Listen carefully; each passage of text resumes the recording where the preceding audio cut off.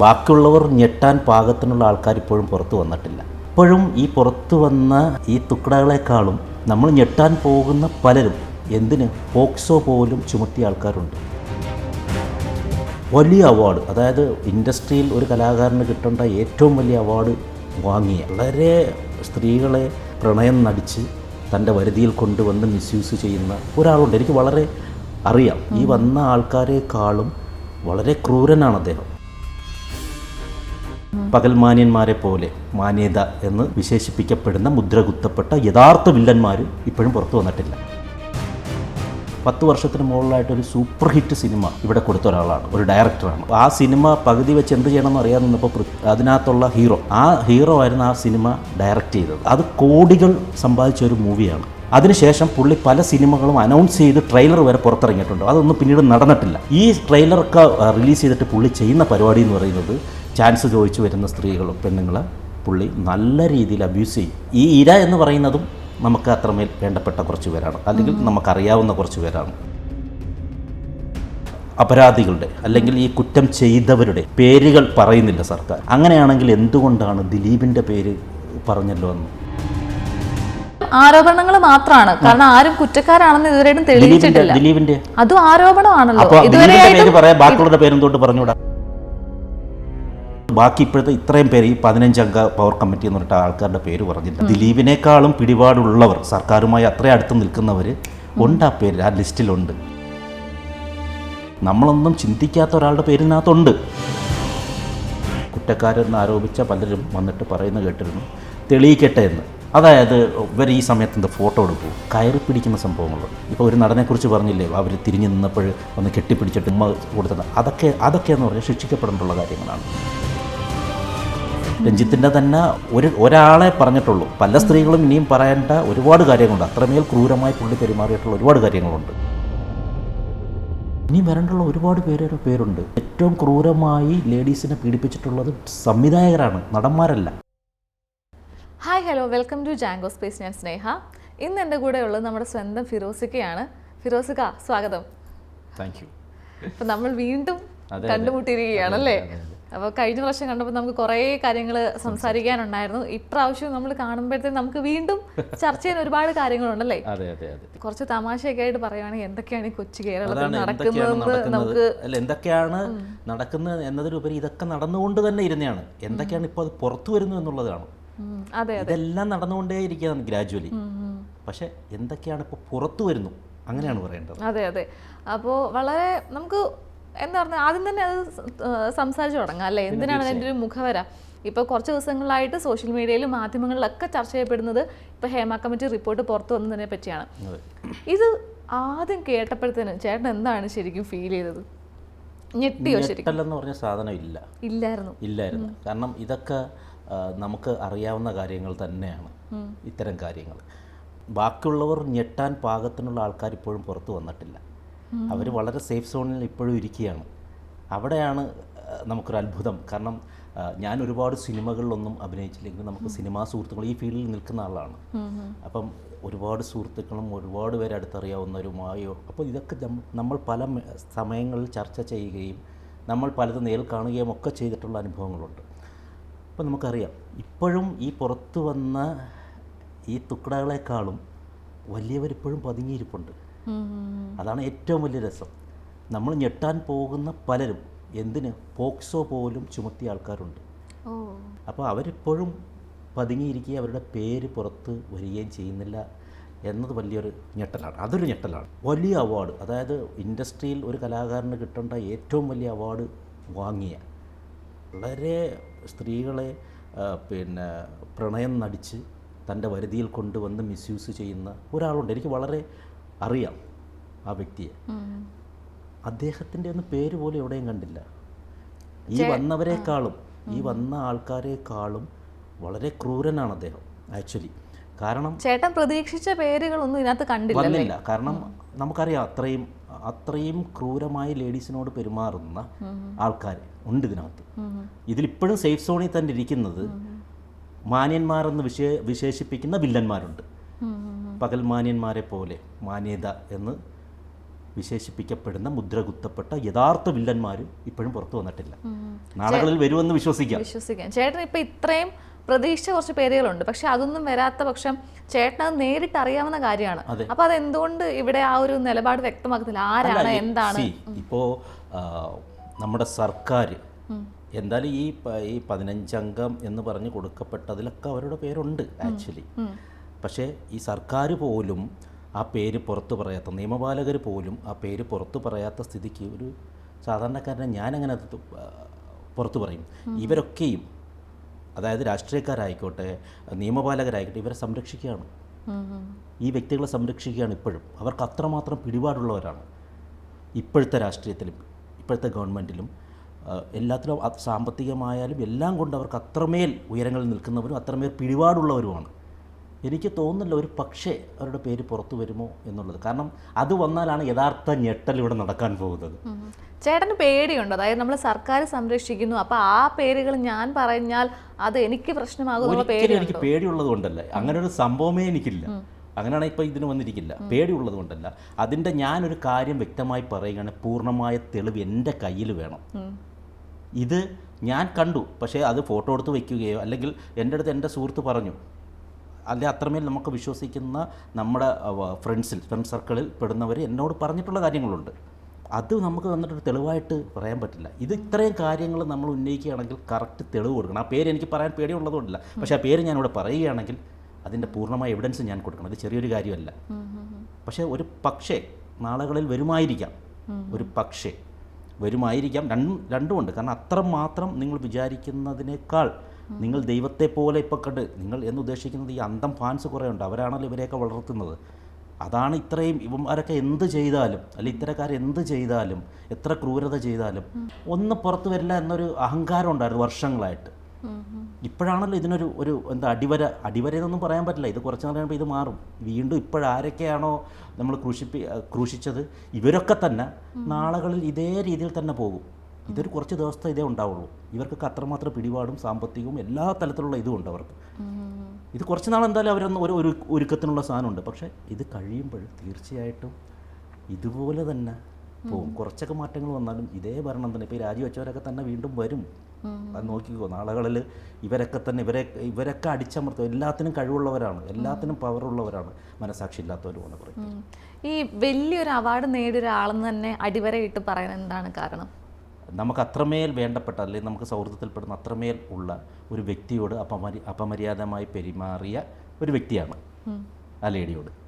അതിൻ്റെ നേരിട്ട് അറിയാവുന്ന ഒരു വ്യക്തിയോട് അതിൻ്റെ റെക്കോർഡുകളും അതിൻ്റെ എവിഡൻസിലും ഒക്കെ അദ്ദേഹത്തിൻ്റെ. പക്ഷേ എനിക്ക് അദ്ദേഹത്തിൻ്റെ കൺസേൺ ഇല്ലാതെ ആ വ്യക്തിയുടെ പേര് എനിക്ക് പറയാൻ പറ്റില്ല.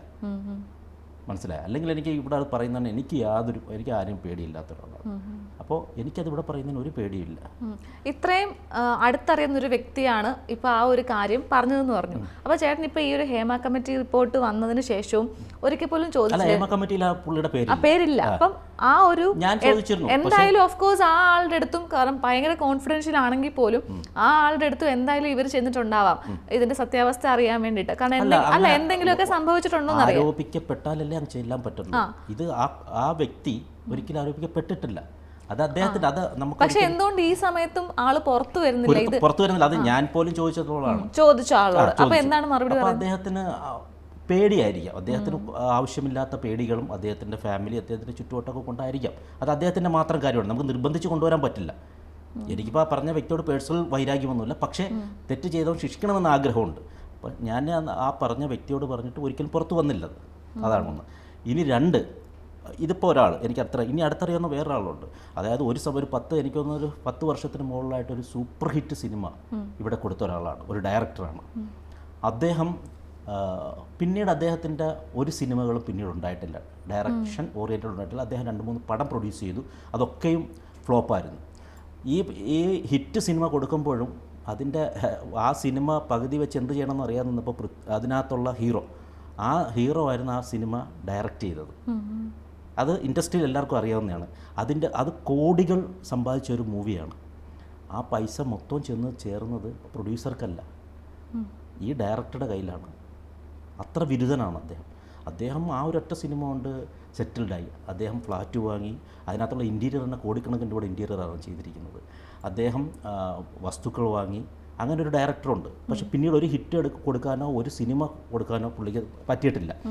അതിനുശേഷം പുള്ളി പല സിനിമകളും അനൗൺസ് ചെയ്ത് ട്രെയിലർ വരെ പുറത്തിറങ്ങിയിട്ടുണ്ട്. അതൊന്നും പിന്നീട് നടന്നിട്ടില്ല. മനസ്സിലായി. അതാണ് ഈ കർമ്മ എന്നൊരു സാധനമുണ്ട്.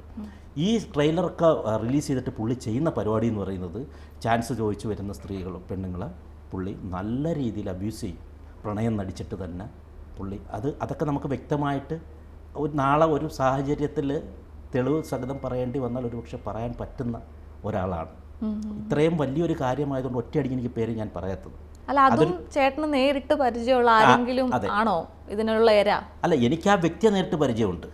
പക്ഷേ ഈ ഇര എന്ന് പറയുന്നതും നമുക്ക് അത്രമേൽ വേണ്ടപ്പെട്ട കുറച്ച് പേരാണ്, അല്ലെങ്കിൽ നമുക്കറിയാവുന്ന കുറച്ച് പേരാണ്.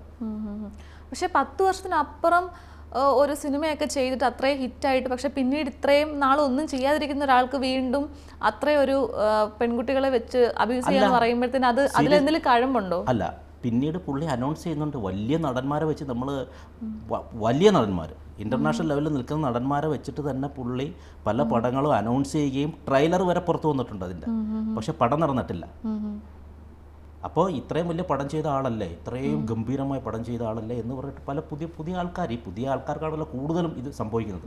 ചാൻസ് വെച്ച് ചെല്ലുകയും ഒരു വ്യക്തമായി പുള്ളി യൂസ് ചെയ്യുകയും ചെയ്തിട്ടുണ്ട്. ഇന്നോ ഇന്നലെയൊക്കെ ആയിട്ട് ആ വ്യക്തിയുടെ പേര് ഇപ്പോൾ നമുക്ക് കേൾക്കാൻ സാധിക്കുന്നു. ഇനിയും പറ്റത്തില്ല. ഇതിനകത്ത് എത്ര രാഷ്ട്രീയക്കാരുണ്ട്? അല്ല, ചേട്ടൻ ഇപ്പൊ പറഞ്ഞ ആ ഒരു ഡയറക്ടറിന്റെ പേരോ ആ ഒരു വ്യക്തിയുടെ പേരൊക്കെ ഇപ്പം നമ്മൾ കേൾക്കുന്നുണ്ടോ ഈ സമൂഹ മാധ്യമങ്ങളിൽ കൂടെ?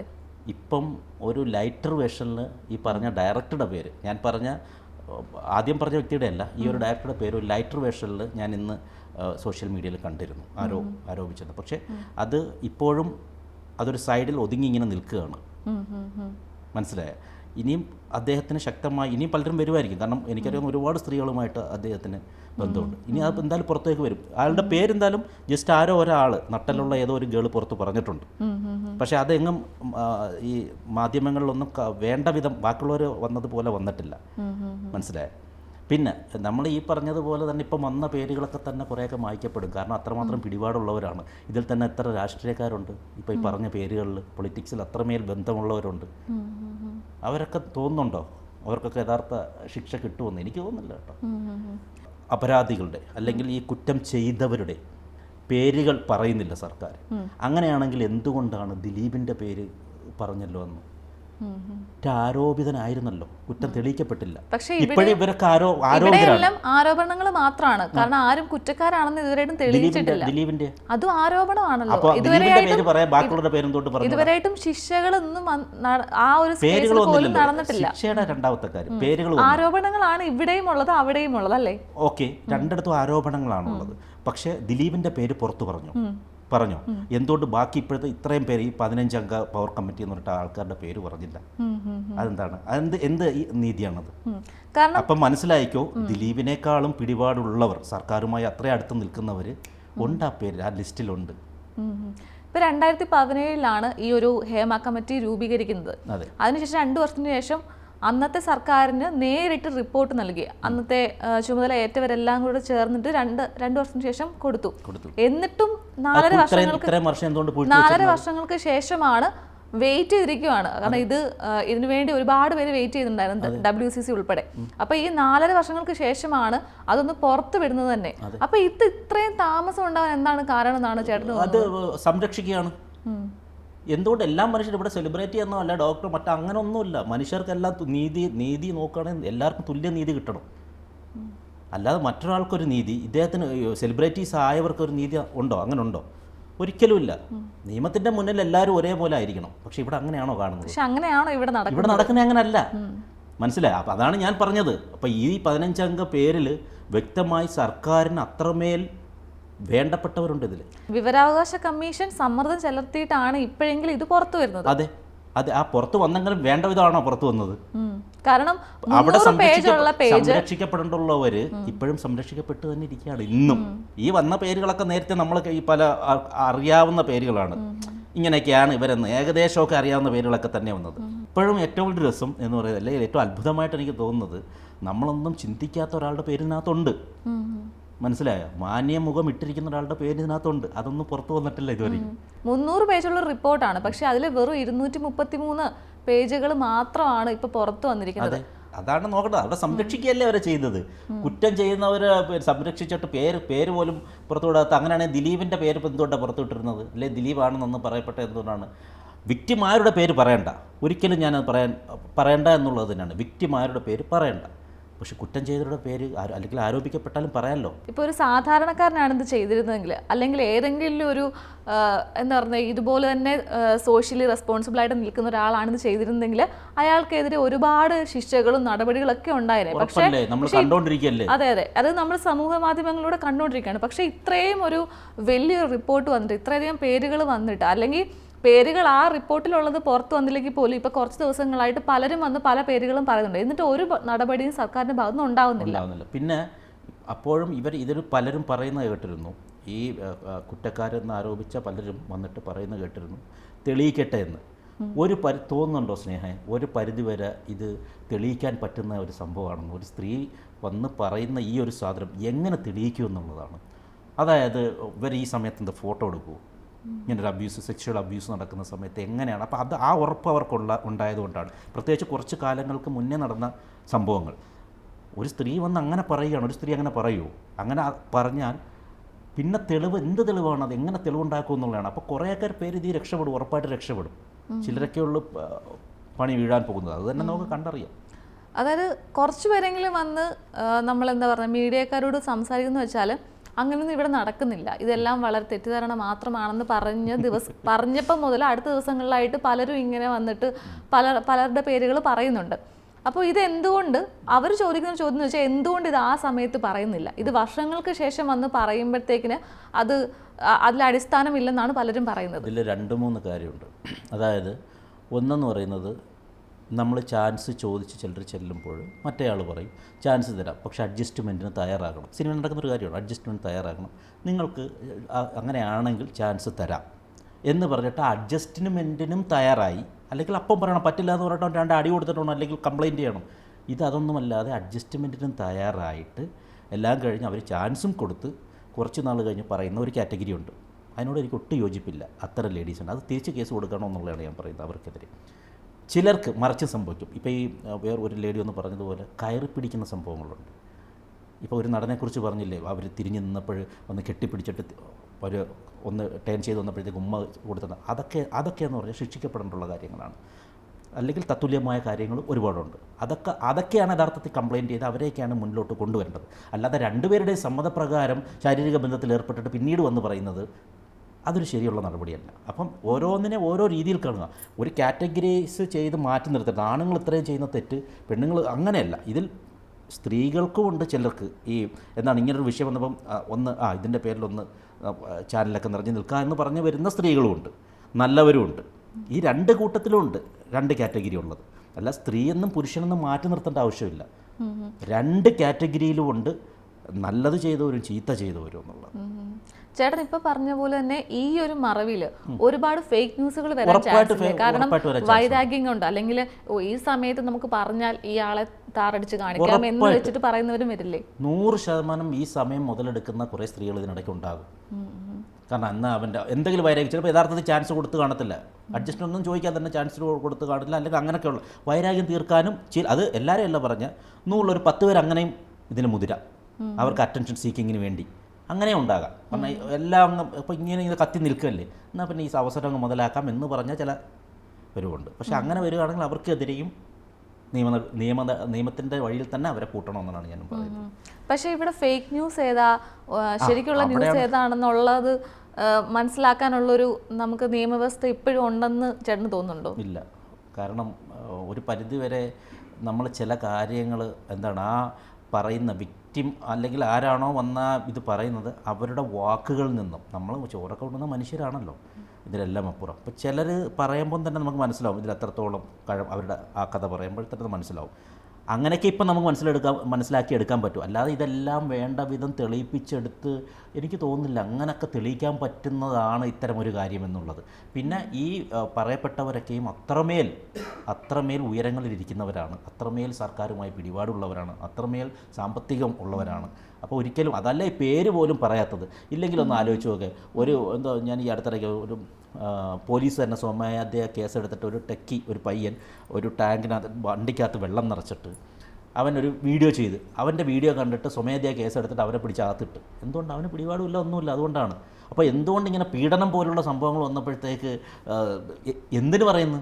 നേരത്തെ ഒരു നടനെതിരെ സ്റ്റേഷനിൽ നേരിട്ട് ചെന്നിട്ട് കേസ് കൊടുക്കാൻ പറഞ്ഞിട്ട് പോലും അദ്ദേഹത്തിനെതിരെ FIR ഇടാത്ത സ്ഥലമാണ്. ഒരു നടിക്ക് എതിരെ ഒരു നടൻ, അത് ന്യൂസിലൊക്കെ വന്നതാണ്, ഒരു നടിയെ പീഡിപ്പിച്ചെന്ന് പറഞ്ഞിട്ട് ആ നടി നേരിട്ട് സ്റ്റേഷനിൽ ചെന്നിട്ട് കേസ് കൊടുക്കാൻ പോയപ്പോൾ അതെടുത്തില്ല കേസ്. അതെവിടെ പോയി? ആ നടൻ അത്ര പിടിപാടുണ്ടായതുകൊണ്ടാണ്. അതൊക്കെ ഇതിൽ വന്ന ന്യൂസ് അല്ലേ അതൊക്കെ. പക്ഷേ ഈ ഒരു പ്രമുഖ ഈ ഒരു യൂട്യൂബറിന്റെ കാര്യം ഇപ്പോൾ പറഞ്ഞല്ലോ, പക്ഷെ പല കേസുകളും പല രീതിയിലല്ലേ. കാരണം നമ്മുടെ സ്വന്തം വീട്ടിൽ നമ്മൾക്ക് എന്ത് വേണമെങ്കിലും ചെയ്യാം, പക്ഷെ ഇത് പബ്ലിക് ന്യൂസൻസ് ആയി മാറുമ്പോഴേക്കും ചില സമയത്ത് കേസ് എടുക്കുന്നത്. ശരി, എടുത്തു. ആ നിയമം എന്തുകൊണ്ട് ഇവർക്കില്ല? അവിടെയാണ് നമ്മൾ ചോദ്യം ഉന്നയിക്കേണ്ടത്. കാരണം പലരെയും പല തെറ്റ് തന്നെയാണ്. ശരി, ആ പയ്യൻ ചെയ്ത ആ യൂട്യൂബർ ചെയ്ത തെറ്റ് തന്നെയാണ്, കേസെടുത്തു, ഓക്കെ. അപ്പോൾ അതിനേക്കാൾ ചെറിയ തെറ്റാണോ ഈ കാണുന്നതും ഇതൊക്കെയും? പീഡിപ്പിക്കുന്നതിനേക്കാൾ ചെറിയ സംഭവങ്ങളാണോ? അതാണ് നമ്മൾ മുമ്പേ സംസാരിച്ചത്. അതായത് നോർമൽ ആൾക്കാർക്ക് ഇതേ നിയമത്തിന്റെ മുന്നിൽ എല്ലാവരും ഒരേ കണക്കാണ്. ഒരാളുടെ അടുത്ത് ഒരു നിയമം അങ്ങനെ ചെയ്യുന്നുണ്ടെങ്കിൽ എല്ലാവർക്കും അങ്ങനെ ചെയ്തുകൂടെ? അതാണ് എൻ്റെ ചോദ്യം. ഇത് തട്ടുതിരിക്കുന്ന എന്തിനാണ്? ഈ തട്ടുതിരിവ് പുരുഷന്മാർക്കിടയിൽ സ്ത്രീകൾക്കിടയിലും ഇല്ലേ? കാരണം സ്ത്രീകൾ മാത്രമാണോ ഇതൊക്കെ അനുഭവിക്കുന്നത്? പുരുഷന്മാരും ഇതൊക്കെ അനുഭവിക്കുന്നില്ല? ഉറപ്പായിട്ട് സ്ത്രീകളും വില്ലറായിട്ടുള്ള എത്ര ഇതുണ്ട്. നല്ല ഒന്നാം തല ബ്രൂട്ടൽ സ്ത്രീകളും ഉണ്ട്. പുരുഷന്മാരെ മാത്രമല്ല, ഇത് സ്ത്രീകളിലും ഉണ്ട് അങ്ങനെയുള്ള. എന്തിനു പറഞ്ഞു? ഈ അടുത്തിടയ്ക്ക് ഒരു ഇൻ്റർവ്യൂ ഉണ്ട്, പുരുഷനെ ഉപയോഗിക്കുന്ന സ്ത്രീകളുണ്ട്, പുരുഷനെ ഉപയോഗിക്കുന്ന സ്ത്രീകളുമുണ്ട്. പക്ഷെ അത് വിരലിൽ എണ്ണാവുന്നതേ ഉള്ളൂ എന്നുള്ളതാണ്. ഇത് കുറച്ചുകൂടെ കൂടുതലാണ്. അതുകൊണ്ടാണ് അങ്ങനെയുള്ള സ്ത്രീകളുണ്ട് കേട്ടോ. ചേട്ടന് നേരിട്ട് എന്തെങ്കിലും അറിയാവുന്ന കേസുകളുണ്ടോ ഇതുപോലെ? സുഹൃത്തുക്കൾക്ക് ആർക്കെങ്കിലും ഇങ്ങനെ പുരുഷന്മാർക്ക് ഇങ്ങനെ ബുദ്ധിമുട്ടുണ്ടാവുന്നത്? നമ്മുടെ സുഹൃത്താണ് ഡ്രാക്കുള സുധീർ. പുള്ളി ഒന്നൊരു ഇൻ്റർവ്യൂവിൽ പറഞ്ഞാണല്ലോ, പുള്ളിയെ 3 വർഷത്തോളം ഒരു ലേഡി, ഒരു വലിയൊരു ബിസിനസ്, അത് നടിയല്ല കേട്ടോ, അതൊരു ബിസിനസ് വുമണാണ്, അവർ ഉപയോഗിച്ചുകൊണ്ടിരുന്നതാണ്. മനസ്സിലായോ? അപ്പോൾ അത് ആ പേരുൾപ്പെടെ നമ്മളടുത്ത് പേഴ്സണലി പറഞ്ഞിട്ടുള്ളതാണ്. അതിപ്പോൾ ഇവിടെ ഞാൻ പറയാൻ ആഗ്രഹിക്കുന്നില്ല. പക്ഷേ അതൊക്കെ നടന്ന സംഭവങ്ങളാണ്. മനസ്സിലായോ? ഇപ്പോൾ ചേട്ടനും വർഷങ്ങളായിട്ട് ഈ ഒരു ഫീൽഡ് നിൽക്കുന്ന ഒരാളാണ്. ചേട്ടൻ എന്തെങ്കിലും പേഴ്സണലി ഇതുപോലത്തെ അനുഭവങ്ങളോ എന്തെങ്കിലും ഉണ്ടായിട്ടുണ്ടോ എപ്പോഴെങ്കിലും? എനിക്ക് അങ്ങനെ എന്തോ സ്ത്രീകൾ എൻ്റെ അടുത്തോട്ട്, ഒരു സ്ത്രീകൾ എന്നെ കണ്ടാണെന്ന് ഒരു സ്ത്രീകൾ വരുമെന്ന് എനിക്ക് തോന്നുന്നില്ല. അങ്ങനെ അനുഭവം ഇന്നുവരെ എനിക്കില്ല. പിന്നെ ഈ ചാൻസുകൾ തട്ടിക്കളയുന്ന സംഭവങ്ങളുണ്ട്. കാരണം ഇതിനകത്തുള്ളൊരു സിനിമ, ഇതിനകത്ത് ഇവന്മാരെയൊക്കെ കാല് പിടിക്കണം. ആ സംഭവം പണ്ടേ നമുക്കില്ല. അതിൻ്റെ കാല് പിടിക്കുക, അല്ലെങ്കിൽ അവന്മാരെയൊക്കെ സുഖിപ്പിച്ച് നിൽക്കണം. ഇവനെയൊക്കെ സുഖിപ്പിച്ച് നിന്ന് കഴിഞ്ഞാൽ അടുത്ത ചാൻസൊക്കെ ഉറപ്പായിട്ട് കിട്ടുമെന്നുള്ളതാണ്. അവന്മാരൊക്കെ പറയുന്നതിന് കോമഡിയൊക്കെ, വളിച്ച കോമഡിയൊക്കെ ചിരിച്ചു കൊടുക്കണം. ഇങ്ങനെയൊക്കെ കുറച്ച് അടിയാളത്തുള്ള സംഭവമാണ്. അപ്പോൾ അവന്മാർക്ക് ആ രീതിയിൽ നിൽക്കുകയാണെങ്കിൽ ഒരുപാട് ചാൻസുകൾ കിട്ടും. അതെനിക്ക് ഫീൽ ചെയ്തിട്ടുള്ള കാര്യമാണ്. നേരെ മറിച്ച് നമ്മൾ നട്ടലോടെ നിൽക്കുകയാണെങ്കിൽ നമ്മൾ ഉള്ള ചാൻസ് കൂടി ഇല്ലാതാക്കുന്നതാണ്. അതൊക്കെ അങ്ങനെയുള്ള അനുഭവങ്ങളുണ്ട്. ഇപ്പോൾ ഈ ഹേമ കമ്മിറ്റി റിപ്പോർട്ടിൽ ഒരു വിഭാഗം ആളുകളുടെ പേര് മാത്രമാണ് വന്നേക്കുന്നത്. ചുരുക്കം ചില, അതായത് പല ഡിപ്പാർട്ട്മെന്റുകളുണ്ടല്ലോ. ഇപ്പം ഡയറക്ഷൻ ഉണ്ട്, ആക്ടിംഗ് ഉണ്ട്, അങ്ങനെ പല ഡിപ്പാർട്ട്മെന്റുകളുണ്ട്. അപ്പോൾ അതിൽ ഒരു ഡിപ്പാർട്ട്മെന്റിൽ മാത്രം കുറച്ച് വ്യക്തികളുടെ പേരുകൾ മാത്രമാണ് ചിലപ്പോൾ ഇപ്പം സമൂഹ മാധ്യമങ്ങളിൽ ഇങ്ങനെ കേട്ടുകൊണ്ടിരിക്കുന്നത്. അപ്പോൾ ഇനിയും ഇതുപോലുള്ള മറ്റ് മേഖലകളിലുള്ളവരുടെ പേര് വരാനുണ്ടോ? അതായത് ഈ ഡിപ്പാർട്ട്മെന്റ്, ഡയറക്ഷൻ ഡിപ്പാർട്ട്മെൻറ്റിലാണ് ഇനി യഥാർത്ഥത്തിൽ വരാൻ പോകുന്ന സാധനങ്ങൾ. അതായത് അത് ആരെങ്കിലും പറഞ്ഞാൽ, അതായത് നമുക്ക് അത്രയും ഏറ്റവും ഇതിനകത്ത് ക്രൂരമായിട്ട് സൈക്കോ ആയിട്ട് സെക്ഷൽ അബ്യൂസ് ചെയ്തിട്ടുള്ള ആൾക്കാരെന്ന് പറഞ്ഞാൽ ഡയറക്ടേഴ്സിൽ പെടുന്ന ആൾക്കാരാണ്. ഇപ്പോഴും അവർ സേഫായിട്ടിരിക്കും. 1-2 ഡയറക്ടറുടെ പേരുകളെ പുറത്ത് വന്നിട്ടുള്ളൂ. ഈ രഞ്ജിത്ത് അങ്ങനെയുള്ളവരുടെയൊക്കെ. രഞ്ജിത്തിൻ്റെ തന്നെ ഒരാളെ പറഞ്ഞിട്ടുള്ളൂ. പല സ്ത്രീകളും ഇനിയും പറയേണ്ട ഒരുപാട് കാര്യങ്ങളുണ്ട്. അത്രമേൽ ക്രൂരമായി പുള്ളി പെരുമാറിയിട്ടുള്ള ഒരുപാട് കാര്യങ്ങളുണ്ട്. മനസ്സിലായി? ഇനി വരേണ്ടുള്ള ഒരുപാട് പേരുണ്ട്. അതായത് ഏറ്റവും ക്രൂരമായി ലേഡീസിനെ പീഡിപ്പിച്ചിട്ടുള്ളത് സംവിധായകരാണ്, നടന്മാരല്ല. പ്രൊഡ്യൂസേഴ്സിൻ്റെ പേര് വരാനുണ്ട്, സീരിയലിലുണ്ട്. ഇപ്പം മെയിനായിട്ട് സംസാരിക്കുന്ന ഒരു വാക്കാണ് കാസ്റ്റിംഗ് കൾച്ചർ. അത് സിനിമാ മേഖലയിലുള്ളൊരു ഇതാണെന്ന് തന്നെ പറയാം. ഒരു എന്താ പറയുക, ഒരു ലോബി പോലെ പ്രവർത്തിക്കുന്നതാണെന്ന് പറയാം. പക്ഷേ ഇത് ആ ഫീൽഡിൽ മാത്രമല്ല നിൽക്കുന്നത്. ഇപ്പോൾ സിനിമയിൽ മാത്രമല്ല, പല എല്ലാ സ്ഥലത്തും, എല്ലാ ഫീൽഡിലും, ഏതൊരു വർക്കിംഗ് സ്പേസ് ആയിക്കോട്ടെ, അവിടെ എല്ലാം ഈ ഒരു രീതികൾ പിന്തുടരുന്നുണ്ട്. അപ്പോൾ ഈ ഒരു കാസ്റ്റിംഗ് കൗച്ച് എന്നുള്ള പേരിലേക്ക് മാത്രം ഒതുങ്ങി പോകുമ്പോഴത്തേന് അതൊരു ഡിഗ്നിറ്റി ഉള്ളൊരു പേരാണ് അല്ലേ കാസ്റ്റിംഗ് എന്ന് പറയുമ്പോഴത്തേന് പണ്ട് മുതലേ ഇവിടെ സിനിമകളിൽ നമ്മൾ അഭിനേതാക്കളെ റിക്രൂട്ട് ചെയ്യുന്നു, അങ്ങനത്തെ കാര്യങ്ങൾ ഡിഗ്നിറ്റിയോട് നടന്നു വരുന്നൊരു സംഭവമാണ്. പക്ഷെ അതിലേക്ക് മാത്രം ഇത് ഒതുങ്ങി പോകുമ്പോഴത്തേക്കിന് ആ ഒരു മേഖല തന്നെ അത് താറടിച്ച് കാണിക്കുകയാണ്. പക്ഷെ അതിന് പകരം എല്ലാ മേഖലയിലും ഇതുണ്ട്. അപ്പോൾ ഒരു ജനറലൈസ്ഡ് ആയിട്ട് വരണമെന്ന് തോന്നുന്നുണ്ടോ? അത് അല്ല, ഈ കാസ്റ്റിംഗ് കൗച്ച് പ്രധാനമായിട്ട് ഈ എന്താണ് എല്ലാ സിനിമയെ ബന്ധപ്പെട്ടിരിക്കുന്നത് ഇവരെ എല്ലാവർക്കും സെലിബ്രിറ്റീസാണ്. അപ്പോൾ ഇവരുടെ കാര്യങ്ങൾ അറിയാനാണ് എല്ലാവർക്കും ത്വര. ഒന്ന്. രണ്ടെന്ന് പറഞ്ഞാൽ അസൂയയോടെ നോക്കിക്കാണുന്നൊരു മേഖലയാണ് ഇത്. അപ്പോൾ വേറെ ആരുടെയും കാര്യം അറിയണ്ട ആക്ച്വലി. അങ്ങനെയാണെങ്കിൽ ഇതിനൊക്കെ മുന്നേ വരേണ്ടത് ഞാൻ നേരത്തെ പറഞ്ഞ ഇത്തരം കാര്യങ്ങൾ മെഡിക്കൽ ഫീൽഡിലാണ് ഏറ്റവും കൂടുതൽ നടക്കുന്നതെന്നുള്ള എല്ലാവർക്കും അറിയാവുന്നതാണ്. അത്തരമൊരു കാര്യം പുറത്തു വരുന്നില്ലല്ലോ, വിരലെണ്ണാവുന്ന കാര്യമല്ലേ പുറത്തു വരുന്നുള്ളൂ. ഇവിടെ ഈ മനസ്സിലാക്കുക ഈ സെലിബ്രിറ്റീസ് ആയതുകൊണ്ടാണ് ഇതിന് ഇത്രയും വാർത്താ പ്രാധാന്യം ഉൾപ്പെടെ വന്നത്. പക്ഷെ അപ്പോഴും ഞാൻ പറയുന്നു ഇത് കുറച്ച് ദിവസം കഴിയുമ്പോൾ മാറും. അടുത്ത വാർത്ത വരുമ്പോൾ ഇത് മാഞ്ഞു പോകും. ഈ ഇപ്പം വില്ലന്മാരെന്ന് വിശേഷിപ്പിക്കപ്പെട്ട് മാറ്റി നിർത്തിയവരൊക്കെ തന്നെ ഈ സിനിമ തന്നെ ഈ ലോബിയായിട്ട് തന്നെ പോയിക്കൊണ്ടിരിക്കുക. അല്ല ഇതിനകത്തൊന്നും വലിയ മാറ്റം വരുമെന്ന് എനിക്ക് തോന്നുന്നില്ല. ഇപ്പം ഈ വന്ന് കുറേ പേരുകൾ അവരവരെ കുറേ കാര്യങ്ങൾ വെളിപ്പെടുത്തിയല്ലോ. അപ്പോൾ അവരുടെയൊക്കെ ഒരു ഭാവി എന്തായിരിക്കും? അവരൊക്കെ നട്ടലുള്ളവരെന്ന് ഞാൻ പറയത്തുള്ളൂ, ഒന്ന് വെളിപ്പെടുത്തിയവർ, ഫേക്കല്ലാത്തവർ. അവരൊന്ന് സിനിമ വേണ്ടെന്ന് വിചാരിച്ചവർ തന്നെയായിരിക്കും. കാരണം അവരുടെ ഒരു ഭാവി എന്താണെന്ന് സിനിമ ഉണ്ടായാലും ഭാവി ഉണ്ടാവുന്ന അങ്ങനെ എന്നുള്ളൊരു സംഭവം അതൊക്കെ ചുമ്മാ തെറ്റിദ്ധാരണയാണ്.